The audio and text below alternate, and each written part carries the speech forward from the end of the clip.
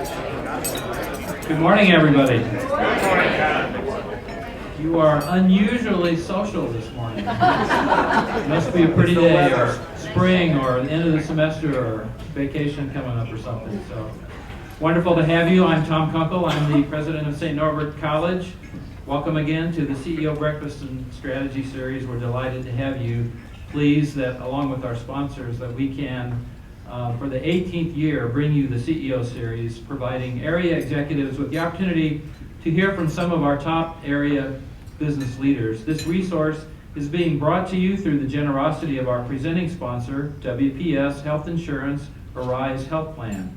The title sponsors are Whitley, Imaginasium, Insight Publications, Johnson Bank, Johnson Insurance, and our sponsor today is Nicolet National Bank. We're very pleased and appreciate that support very much. Please take the folders at your table with you when you go and take a little time to look through the information they contain. We'd appreciate it. At this time, I'd ask you to bow your heads and let's put ourselves in God's presence and just quickly say, Heavenly Father, this is one of those times of the year when we are so appreciative of your majesty, the splendor of nature, the wonders of this world, and of course the manifest blessings that you shower upon us. We are fortunate indeed. We appreciate this opportunity to come together in fellowship and friendship and perhaps learn a little bit from one another. Thank you for this food to our bodies, for the people who prepared it, for the people who serve it, and as always, let's remember those who are less fortunate and may be going without. For all the blessings that you give to us, we say thanks in your name. Amen. Amen. So enjoy your breakfast, and we'll be back in a little bit with your program. So we're going to get on to our program, and we've got a special treat, a little bit of a different approach than the usual CEO breakfast today, and we're really fortunate to have Brian Johnson and Adrienne with us. Like a lot of you, I'm fortunate to be on a number of boards, and I interact with a lot of business leaders in a lot of ways, including this forum. And I would say in the last 3 or 4 years in particular, a central theme has emerged, which has to do with talent acquisition, acquiring it, recruiting it, and retaining it, and what does it take to create the kind of communities where talent wants to come and be recruited and wants to settle down and live. And you all know that one of the great appeals of this region for many years has been that it is such a wonderful place for families, and that is true, but we also increasingly are aware that we need to make sure that we are a wonderful place for singles, for young professionals who might not be married, for people of color, for people who are LGBT, for all these communities where people have talents to bring to bear to our individual enterprises and to our region. And to a great extent, that is the job of both of our speakers today, and I know they're going to talk a lot about that this morning. Quickly, by way of introduction, Adrienne is Director of Pulse Young Professionals Network, a program of the Fox Cities Chamber of Commerce and Fox Cities Regional Partnership that focuses on the attraction, retention, and develop young talent in the Fox Cities. Her background is diverse. She began her college career as a classical dancer. I think that's a first for this series. Well, maybe when Kevin Quinn spoke. I don't think Elliot was a classical dancer, but he does a pretty mean boogaloo. Attending the University of Arts in Philadelphia and later moving into the nonprofit world for an organization which addresses mental health issues. She then served in sales management for an international cigar company. That's a second first for you, Adrienne. And she eventually found her way to the Midwest, where she lives out her dream to make a difference in her community. Brian is a native Manitowoc and graduated from UW-Madison with a degree in political science. After graduation, he returned to his hometown, serving as general manager of SH Remodeling, where he increased the company revenue by 448% in 2 years. Fairly impressive, isn't it? He then founded Green Pro Lawn and Landscape Company, and after 7 successful years, he sold that company in 2006 and joined the staff at the Greater Green Bay Chamber. There he managed career education and young professional programs.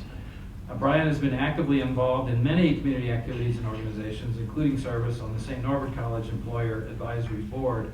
And I'm happy to report, you may have seen in the news in the last few weeks, that he has just accepted the position as Executive Director of On Broadway in Green Bay. So congratulations, Brian. That's going to be a lot of fun, I know, and important. We wish him the best, and please welcome Adrienne Palm and Brian Johnson.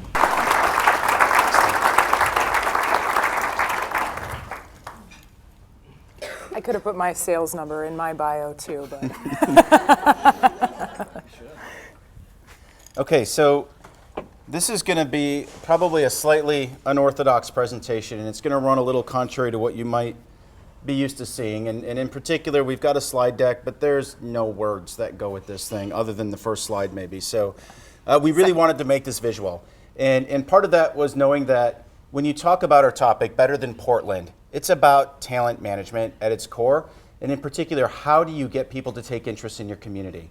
And so there are things that we do in our respective programs that address that. And we're going to talk about that a little bit, and we're going to showcase some of those things. But it's important, again, to remember, there is no silver bullet to this. And it's really a block-by-block mentality. It's how you address communities at its core. And it's really the culmination of smaller collective things that allow you to transform a community into a place that truly is a talent magnet. So with that, we're going to just pass this thing back and forth. Okay, sounds good. So yeah, what we did here is really just put together a list of kind of Brian and I's top priorities in terms of what is necessary to bring younger people into our community and then to keep them here. It's not by any means a complete list, as Brian mentioned. It's also not particularly condensed either. So I would just say that as we go through some of these slides, we're just going to be showing you, excuse me, some of the different events and programs and things that we've taken up in our own communities, but then also talk about where there are still some challenges and opportunities. So just by show of hands, how many people here are not from this area? Quite a few of you. Okay. Originally. Mm-hmm. Yep. Okay. So how many of you chose to move here because you thought the community had really great lunch and learns? Or great after fives?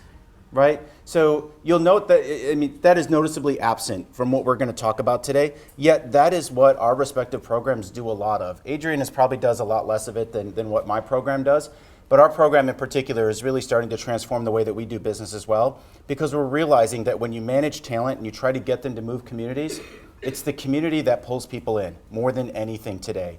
And so these are the things that you have to look at, and these are the things you have to address. In traditional programming, sometimes you have to walk away from that. And that's something I know that our program is starting to look at, and I think Adrienne's just hitting it out of the park with what she does. So, and I would say it's still a challenge because, you know, I think we have done for a long time Lunch and Learns. We've focused on professional development, and those are important things for a community. Those are important things for business professionals and leaders as they're developing. But I think that the challenge is that you have to ask yourself, as Brian stated, the question, does this attract people here? Does this retain people here? And pretty resoundingly, the answer is no. I mean, Portland is not jealous of how many conferences we have per year. It's probably not something that you're going to see somebody move to a community for. So it really is, it's hard to walk away from programming that really has a great amount of engagement and interest in it, but that isn't necessarily doing the work that we're trying to do. And at the heart of it, too, I think it's about creating disruptive change in your community. Rarely do you see communities that succeed and excel that are not involved in some type of disruptive change. And so public art is one of those. And so when you look at, this is a mural that those in Green Bay probably have seen. Murals are not particularly common around here. I can't speak for Appleton, but certainly in Green Bay, they're not common. But it's something that's being talked about a lot. Public art is something that you see in larger communities that attract people. And it's something that as a community you need to invest in. Yeah, we've actually seen a huge influx in the Fox Cities, and if you've at all been around downtown Appleton and taken a walk, you will see that there are multiple murals that have gone up just in the last year and a half. And our program can't take credit for that by any stretch, but What I can say is that there's been kind of this renaissance among younger people to say, we want to see public art and we're going to make it happen. And so it's been a very organic thing that's occurred. We had a project called the Alley Project in which Pulse was involved, but certainly was not the lead-in, but that we felt was really relevant. And there was an alley next to the History Museum at the castle where a full-scale mural went up. It became then an event space as well. And those are the types of opportunities that I think if you walk around, Brian and I debated about the title of this presentation. I wanted better than Austin. And if you're walking around Portland, if you're walking around Austin, if you're walking around even some of the smaller communities that really do draw in a ton of young talent, you are going to see public art. You are going to see public spaces for people to sit and enjoy, not just murals, but statues. I mean, there's a whole wealth of different opportunities for public art. And I think this is one of the more recent murals that just went up in the Fox Cities. I think you're going to see more and more of this, and it really does have to be a priority. I think it's easy for people to ask the question, how does this connect to business? How is this relevant for our organization to support, a David Bowie painting in the middle of downtown Appleton? But it really is relevant to engaging younger people in our community and getting them involved. So the next topic for us was localism. This is obviously a very big movement right now, whether you're talking about farm to table, even just buying local artisan types of products, which includes art and different things of that nature. Just the reduction of your carbon footprint in general, and trying to be able to spend your time where you live. And there's research that shows that an individual will spend about 90% of their time within 5 miles of where they live. And so being able to densely concentrate some of these things is really critical. And I would just add on our next slide after this one is also just a sense of local pride. I think that in addition to the fact that we want to support local small businesses, we also want to feel like the things that are happening in our community are relevant on a scale that exceeds the size of our community, and that if we're telling our story somewhere else, that we have something to be proud of and something that we can talk about that's going to intrigue people. I'll let you speak to this one. That's Mile Music. So that's what I was speaking to. That's just a sense that, we're really excited to be part of this community. We have something amazing happening and we want to talk about it. So live music, I can speak for the greater Green Bay area in particular. This is an area where we get knocked quite a bit. And one of the things that we're not going to sit here and do today is sugarcoat and say we're great at everything, because we're not. But I think we are uniquely positioned to do some incredible things in this talent war. And live music to me is one of those areas where we are really poised for some great development. And I don't care what age you are, this is a topic that is relevant to everybody. So whether you're talking about hard rocker or punk, or you're talking about just being able to go out for some jazz at a nice place. Curating local live music is one of those things that really adds to a community in terms of its entertainment, but the culture as well. And I would just add to that I think Brian's right. We are lucky in Appleton to have Mile Music and to have something that really has embraced live local music as being a priority for our community. But in addition to that too, Mile Music is phenomenal and engages with a vast range of ages. As Brian said, it's not about young people or older people, it's about bringing together people to rally behind their community and this sense of place. But beyond that, I think we also have to, just because we have Mile Music doesn't mean we stop there. And I think that, the variety of music and the kind of music that's accessible has to be just as broad and just as varied. So urban density, what time do we have until, Tom? We've got about another 15 minutes. Okay, before we go. so we're going to Better clip fly along through. quickly. Yeah. So urban density. This is a picture of the food truck rally that we hosted last year, which got a lot of attention. But it's about taking, the core of your city and making it vibrant. This is where people want to live. It's where they want to work. It's where they want to recreate. And you need to invest in the heart of your downtowns. And I'm not saying that because I'm biased with my new role. This is fact. I mean, this is research, this is data that shows that young talent in particular gravitate and migrate to very heavily populated urban centers. And that doesn't mean that just because we only have 100,000 people that we can't do that. I mean, you can still invest in the balance of your city, but still have a healthy urban center. You look at the city of Green Bay, gets a lot of attention. The mayor in particular, we overinvest in downtown. The reality is Green Bay's downtown has only received 10% of the total development within the city over the last couple of years. 10%. That's no different than any other district within the city. But it's the attention that it gets because people want to see that. That's exciting to them. I think we'll go ahead and move on to nightlife since we do have limited time here. I think to kind of piggyback off what Brian was saying around downtowns, one of the criticisms that I think Appleton and other communities receive sometimes is that we're very bar heavy. We have a lot of bars in our downtown district. And while I share some of that concern, I think we also have to keep in mind that any time that we have people gathering in a place to get together, particularly with the winters that we have and some of the need to have indoor spaces that are accessible, I think it would be great if we can move beyond just the bar scene. But we also want to be careful not to be overly critical of that community because it's a place for people to gather. Public transportation needs to get better.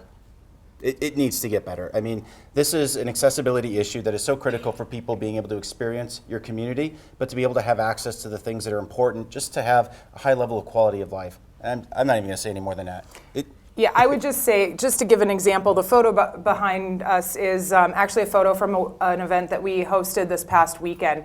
And we rented a trolley to run between 3 different events that were happening in our city. So there was a food truck rally happening simultaneously with an urban arts market that we were hosting and a ladies' day that was happening downtown. So we hired a trolley to run between the 3 events with the intent of making all 3 events more accessible, more parking friendly, and getting people to see more of the things happening in our city.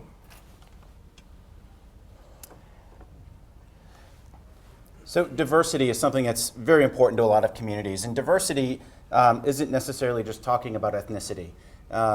In particular, Adrienne and I talked about this, it's inclusive diversity. And it's making sure that everybody is represented at the table, whether you're talking about age, gender, socioeconomic status. This is a really critical part, and there's a lot of research on it. I just read a great book, too, from a Harvard professor, I forget the name of it, that talks about successful communities and how those that excel are more integrated than those that kind of evolved into this suburb type of mentality. And so when you think about the evolution of our urban centers again, that is something right now where nobody's advocating for gentrification to push out lower income individuals. It is something where we're going to advocate for an influx of more diverse individuals that can help balance those communities more appropriately. And kind of to speak to a more drilled down version of how we can do that work, we hosted a couple of events in this past YP week, one of which was a politics and religion dinner, where we invited religious leaders from around the community to participate in a dinner. Sounds like a very bad idea to a lot of people. And I was met with a lot of very inquisitive faces when I mentioned the name of our event. But truly the whole concept behind it was we are setting a table and we are inviting everybody to it in the spirit that we're coming to learn about one another, we're coming to understand one another, and we made all of our food selections inclusive. We had more representation from the Jewish community at this one dinner than I have ever seen at all in my time in the Fox Cities. And I don't say that to be controversial, it's just a fact that we really do have to step outside of ourselves and start coming up with some more creative ways to engage communities that don't feel comfortable at the moment reaching out. And what was really unique about that dinner in particular was that there was a host of new people that I had not met, and that seeing people getting together who otherwise would not, and then building relationships off of that was really encouraging. And the previous slide before this one showed a party that we hosted, a hip hop party actually. It was called Underground Soundcheck. And again, a very diverse crowd that came out to attend that at a bar where I have never seen any of these people before, and that's not because I spend so much time at that bar that I know everyone there. But there were a lot of new faces, and it was just a really encouraging thing to see that even event by event, you can really reach out to different demographics. You want to keep going? Go ahead. You're better at this topic. Oh, I don't know about that. So curated events, I think what's unique with this is that, it's hard because a lot of the work that Brian and I do is by committee. And it's a challenge. And like any committee, I'm sure many of you have served on committees and know the struggles that come with that. Same thing with board service. There are a lot of different opinions at the table. And I think what's important is that not only are we empowering people to collaborate and to work in that format, but we're also empowering people that if you have a vision for something and you see something that you want to create in this community, go for it. Take it on and do it. And if you trust your own vision and if you know that, hey, I've got the answers here, I know what this is supposed to look like, it's okay to run with that. And I think that's been one of the biggest challenges for me in my role is that sometimes I want to be open to other people's ideas, I want collaboration, but at the end of the day, if you have a vision and it looks a specific way, sometimes you're the one that has to take on the bulk of the work, and sometimes you have to be okay with doing it on your own if you want it to come to fruition in the way that you'd like. So I know for me that's been a challenge. Brian, do you want to? I think she hit it. We'll just move on. Okay. Because we're going to run out of time. I can tell you that right now. So entrepreneurship. We need to celebrate entrepreneurship. And I think one of my favorite quotes that I heard around this occurred during an event that we did during YP Week with Ashley Priney, who's in the foreground in the middle here. She decided in Green Bay to come back to her hometown and create this all-organic makeup company. And during the presentation that we did with her, she's just like, geez, entrepreneurship is like something that everybody wants right now, right? It's sexy, it's cool, and as you put it, everybody wants to be Beyonce. But it takes a lot of hard work, and we need to be able to work with individuals that are willing to take that risk. And that is something that we haven't done really well, I think, as a community. I mean, I look at someone like you, Joe. You took a shot on proof and invested and said, I want this cool thing to happen in De Pere. And we need that level of investment to occur in our businesses. And so if you're in a position to make those connections or to make those investments, I encourage you to do that, because the old traditional industries that we have here aren't going to last forever. And if we're not cultivating new opportunities, particularly for that younger working class, they are going to leave. They're going to leave. And if you need them here, you want them here, we need to be able to offer them those opportunities that are going to let them grow. One thing I'll add to that, the previous slide, the first slide actually, was of an event that we hosted during YP Week called Startup 101. And this event really was kind of a roadmap to entrepreneurship. But what I found really interesting about it is that one of our panelists, who is an entrepreneur himself, owns his own business, employs several people in the community, had brought his staff along. And I had made a joke during the event about the fact that, oh, are all your employees going to now leave you and start their own business? And he proceeded to rattle off 3 different businesses within his employees were spearheading at the moment, currently. And I was just really impressed by his supportiveness of that. And I would just encourage also, as a business owner, leader, encourage your talent to pursue their own passions, whether it's within your company or externally.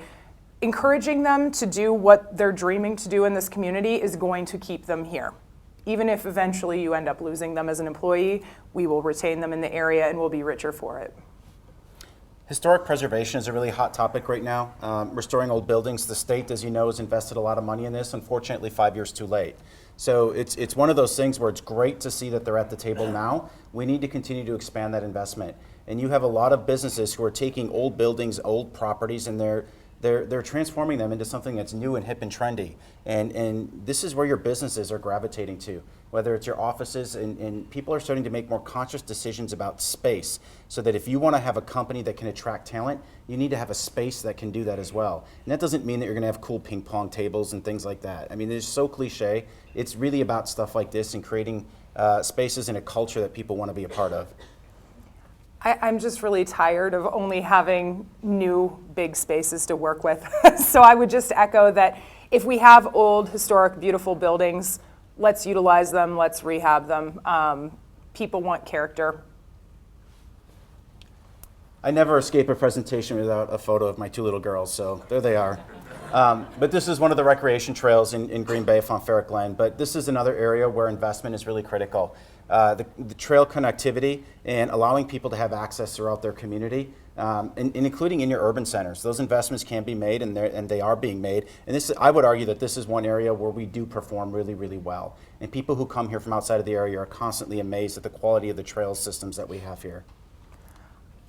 This doesn't seem like it makes sense for recreational trails, but actually this is a photo of an event that we hosted last week that took place at the Draw, which is actually dead set on both recreational trails, green spaces, bike paths, and so because of that, we're able to get a huge amount of people who are walking and biking to this event rather than driving to this event. So I think just utilizing our downtowns, and I think we are doing a good job with this as well. Oops, Sorry. keep going. Okay, so on the topic of civic cooperation, one thing that I would just say is that it's imperative that our communities are helping us, our cities, our municipalities are helping us get this work done. So there are so many challenges with that, and I think speaking as somebody who came into this pretty naive about what it takes to get permission to do certain things, there tends to be kind of an approach of let's just do it and see if we get in trouble. And I'm not discouraging that, actually. I think sometimes that's the way you have to go about it. But ultimately, what would be really great is if we were, through those experiences, finding new ways to make these types of things more accessible, easier, to cut some of the paperwork and the red tape out of it, and to really make it an easier collaboration. Okay, so looking at the time and the categories we have left, we're going to do rapid fire right now for the balance of these. Good deal. Vibrant waterfronts. I think our communities have grown up, obviously, in an industrial environment, and our waterfronts are heavily underutilized right now. And so being able to invest in those waterfronts, whether you're talking about commercial development, retail, residential, or even just the ability to use these for fun things. It's not just for transporting goods anymore. And so these are the things that in bigger cities that are performing well with talent attraction, they have vibrant waterfronts. Yeah, I would just say make it a priority now, not in 10 years, now. In terms of housing options, people want to live downtown. Young people in particular want to live downtown. We need more options. It's that simple. There isn't enough. There's work being done, but we need to do better. Keep going. Green space, not really an ideal photo. I mean, a golf course is great, but not not the only kind of green space that we have. I think we do a great job with that as well. It's how we make it accessible and usable for our younger professionals and everybody, really. Oh, Lord, Brian. Rapid fire. Social activism, I would just say providing spaces and opportunities for young people to get together and to do things that they care about. Again, this is really, it's pretty basic stuff. We want to make people empowered to do the things that are important to them. So again, that kind of goes hand in hand with civic cooperation. Food culture, this is a picture from our first restaurant week this past year. Again, good food options, diverse food options are very, very important. And this picture did not turn out the best. This space was amazing. This was an event we did last week called the Culinary Disruption on 6. It was part of our YP Week programming. Sold out event. I would say a pretty high price point, $80, not incredibly high for what you were getting, but it's about taking spaces and transforming them into something that's unexpected and different. I mean, we had a 5-course, 5-star chef, a pop-up art gallery, live music with beautiful views in a vacant space, a raw vacant space on the 6th floor of the Watermark building, and it sold out 2 nights in a row with over 100 people each night. People want these types of experiences, and somebody needs to curate them, because if you don't, they're going to go to another community that is doing that. So this one's kind of, I talk about this a lot, but I think we need to be, and speaking to a group of executives like yourself, I think it's really, really important that we start inviting new people to the table. And I don't just mean young people for the sake of having young people at the table. I mean being really thoughtful and strategic and bringing people who you normally wouldn't think of as a natural fit. Often I refer to this as like inviting the weird kids. You need that creative thought. You need people unlike yourself that are going to be disruptive, that are going to challenge you, but that are also going to drive everything forward in both of our communities. I think it's really imperative that we have a different voice included.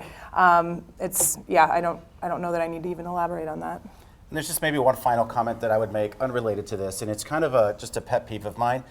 We need to debunk the myth that people don't want to live here because of winter. And we need to celebrate what's good about winter. Minneapolis, Chicago, Boston, Providence, Rhode Island, of all places. These are talent magnets, and guess what? They have winter. So what are they doing that's different than us? And I would argue that the things that they're doing that are different than us are all of the things we just talked about. And so with that, anything else to add? Do we have time for questions? Are we done? Yeah, we do. We have about 5 minutes for questions. So. 5 minutes? Or if there's anything we need to go back. What role do you think academic institutions should play in helping to create this culture? I'll take that first. I think, to me, one thing that I think academic institutions need to do is to better connect with the organizations in the community that are doing this work, and really also help promote that to students. I think we lose so many students the minute that they graduate to outside the area because they have great opportunities, and we're not going to stop that completely. I mean, nobody has any illusions about that, but I think that if we can, before they are ready to take off, can get them engaged in the community, can help them build relationships in our community. I mean, that's one thing we don't have on this list that I think is really, really imperative, and it's relationships. If you talk to anybody, anytime somebody says, or that I tell someone I'm not from here, they always ask me, did you move here for a boyfriend? Well, I didn't, but a lot of people do. And a lot of people stay here because of a boyfriend, and I do fall in that category some time ago. So I think it's really important that we start getting our students, particularly those from outside of the area who are coming in, and even those who grew up here, getting them really connected with the community that they're going to be moving into as adults. The other thing that I would add to that, Kevin, is just thinking about entrepreneurship. I mean, if you look at a lot of those flagship universities like UW-Madison and their entrepreneurship, parks and things that they do, I think if the universities can contribute to that environment more aggressively, I think that's going to help us here locally as well. Thank you. Can you talk about curating events? What do you mean by that? And can business get involved in that? What do you mean? Yeah, you can. I would say when I talk about curating events, I think what I'm talking about is creating an experience and having a vision for something that I would like to attend, something I know my friends would like to attend, something that's unique and one of a kind.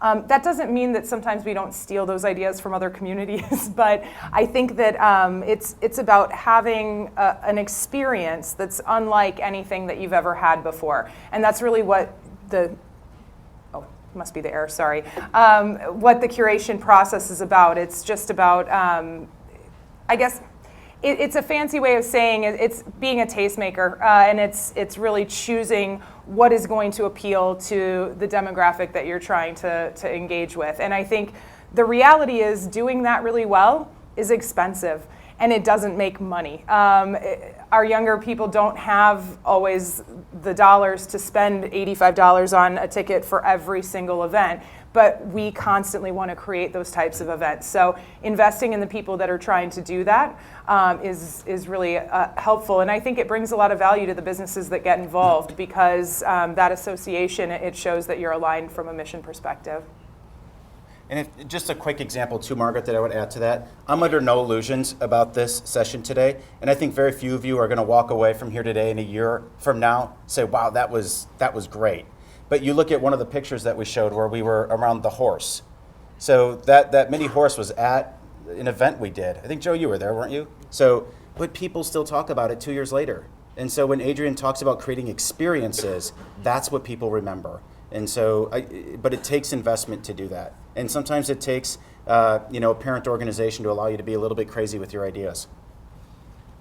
Maybe one more? I want to ask one. We talk about the river dividing our communities. We see it as a plus. A lot of people see it as a negative. Has anybody talked about a water taxi service that might? I have. Thank you. Let's talk after. It's on the agenda, Joe. Okay, thank you. One more? So I've always been fascinated, not being from around here, that people don't travel from Appleton to Green Bay or from Green Bay to Appleton for events. There's a force field in Kakana, I swear. But have you guys been working on anything cross-promotion in order to try to figure out, or is it public transportation to get people to go to Mile of Music from Green Bay or what? We've done a little bit of that. We've hosted a couple of joint events, but I definitely agree with you. There needs to be more. I find it very strange too. Growing up in Phoenix, you had to drive 45 minutes just to get to school or to get to work. So the fact that we're not willing to do that, to go have an experience in another community that's our neighbor, is very odd to me. So yeah, I think we have a lot of work to do on that, and I think that it's a good goal. Ditto.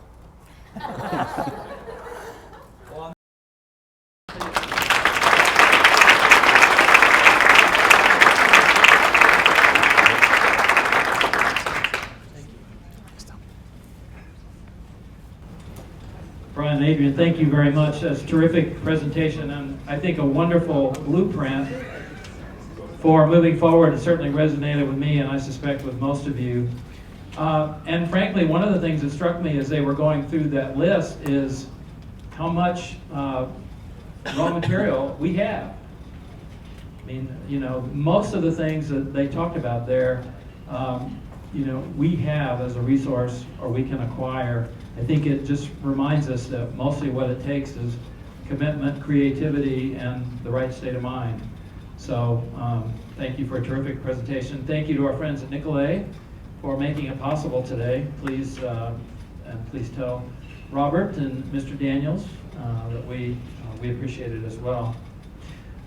If you would like a DVD of Brian and Adrienne's presentation, please see my colleague Amy Sorensen. She's right here with her hand up, and she will make sure that you get a copy. We'd also invite you to join us for the final CEO breakfast of this season, which was originally going to be this one, but you recall that on March 24th we were snowed out. Peter McMahon, President and CEO of Shopko, will speak on May 17th. That's May 17th on Shopko, a turnaround story, and that's going to be back at St. Norbert College. So we hope you can join us for that on May 17th. Meantime, thank you for coming. Enjoy this beautiful spring day. Take care.